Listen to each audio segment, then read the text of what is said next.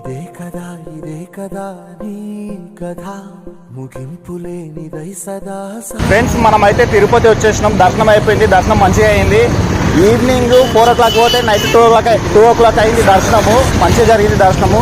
వీడియోకి మొత్తం తీసినాము, తిరుపతి మొత్తం మ్యాక్సిమం మొత్తం కవర్ చేసినాము. కానీ లోపలికి అయితే కెమెరా తీసుకోనిలే, మొబైల్ తీసుకోనిలే, పర్మిషన్ ఇవ్వని అడిగినా కానీ పర్మిషన్ ఇవ్వలేదు. కానీ దర్శనం అయితే మంచిగా జరిగింది. మొత్తం మీద అయితే తిరుపతి ట్రిప్ అయితే అయిపోయింది. ఇప్పుడు ఇక్కడ నుంచి తిరుపతి నుంచి మనము శ్రీశైలం వెళ్తున్నాం. ఇక్కడ నుంచి శ్రీశైలం 410 కిలోమీటర్లు. ఇక్కడ నుంచి శ్రీశైలం బైక్ రైడ్. ఎందుకంటే ఇంక వచ్చినాము 2 ఒకటేసారి చేసుకుని వెళ్దాం అనుకున్నాము. అందుకోసం శ్రీశైలం వెళ్తున్నాము. వీడియో అయితే ఫుల్ వీడియో యూట్యూబ్ వస్తుంది. టైం పడుతుంది, ఒక 1 week లేదా 5 days టైం పడుతుంది, వస్తుంది. తిరుపతి అయితే మస్తు తీసిన వీడియో, చాలా బాగుంటుంది చూడండి. వీడియోని అందరికీ షేర్ చేయండి. ఇది మేము సెకండ్ ట్రిప్ శ్రీశైలం. ఇక్కడ నుంచి తిరుపతి నుంచే డైరెక్ట్గా వెళ్తున్నాము. మొత్తం మీద మేము